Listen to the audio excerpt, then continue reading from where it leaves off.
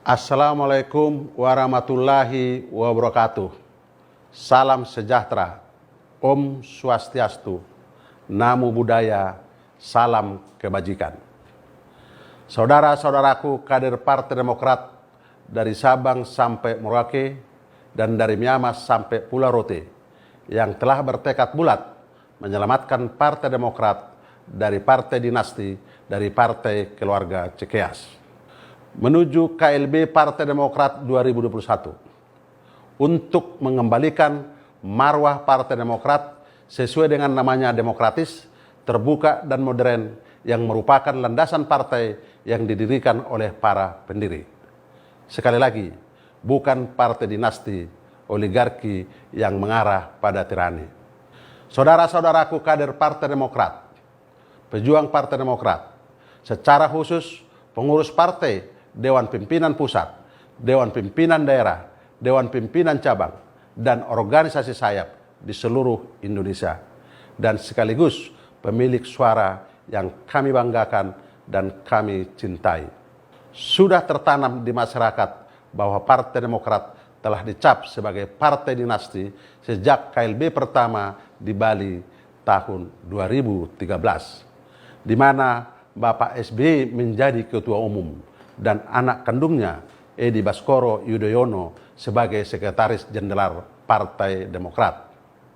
Ini baru pertama kali di Indonesia, bahkan di dunia, di mana pengurus partai politik, Partai Demokrat, bapaknya SBY ketua umum dan anaknya sebagai sekretaris jenderal. Sejatinya SBY telah melakukan pengingkaran kepada fakta sejarah lahirnya Partai Demokrat.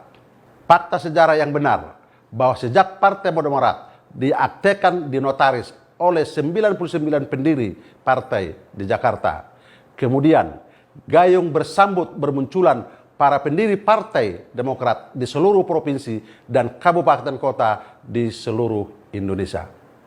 Mereka saling bahu-membahu berjuang meloloskan verifikasi KPU sehingga Partai Demokrat menjadi partai peserta pemilu 2004. Saya dan para pendiri beserta para senior partai adalah pelaku sejarah Partai Demokrat.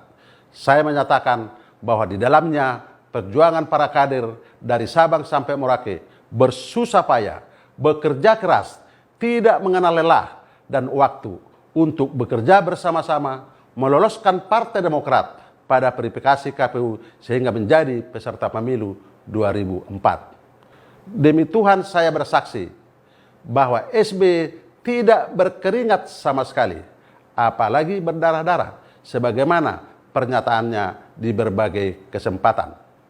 SBY bergabung dengan Partai Demokrat setelah lolos verifikasi KPU dengan memasukkan almarhumah Ibu Ani Yudhoyono sebagai salah satu wakil ketua umum dan hanya menyumbang uang 100 juta rupiah dalam bentuk 4 lembar travel check yang di Hotel Mirah Bogor. Pak SBY setelah mundur dari kabinet Ibu Megawati baru muncul pada acara Partai Demokrat di Hotel Kinasi di Bogor, di mana saat itu saya ketua panitianya. Ini menegaskan bahwa SBY bukanlah pendiri Partai Demokrat.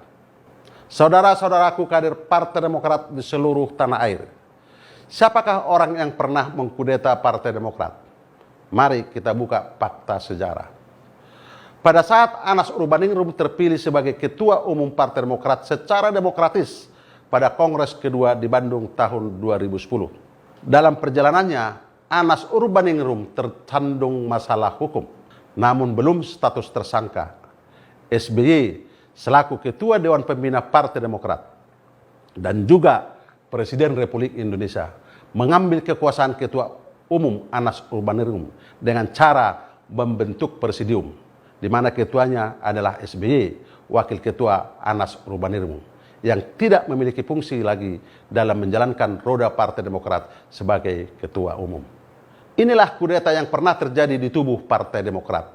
Setelah Anas Urbaningrum menjadi tersangka, terjadilah KLB pertama atau Kongres ketiga Partai Demokrat di Bali tahun 2013 untuk melanjutkan sisa kepemimpinan Anas Urbaningrum hingga 2015, di mana beliau mengatakan hanya akan meneruskan sisa kepemimpinan Anas Urbaningrum Sehingga saya, Johnny Allen Marbun, diperintahkan oleh SBY untuk membujuk Marzuki Ali yang saat itu menjabat Ketua DPR RI untuk tidak maju sebagai kandidat Ketua Umum Partai Demokrat. Padahal pada Kongres kedua 2010 memperoleh suara kedua terbesar setelah Anas Urbaningrum.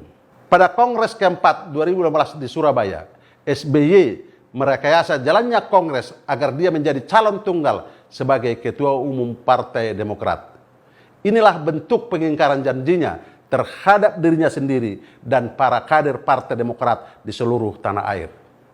Yang paling meresahkan para ketua DPD dan ketua DPC seluruh Indonesia adalah membuat peraturan organisasi yang mengamputasi hak DPD dan DPC dengan mengambil iuran anggota fraksi DPRD Provinsi dan DPRD Kabupaten Kota untuk sebagian disetor kepada Dewan Pimpinan Pusat dan hak-hak penentuan pemilihan kepala daerah tanpa ada pertanggungjawabannya.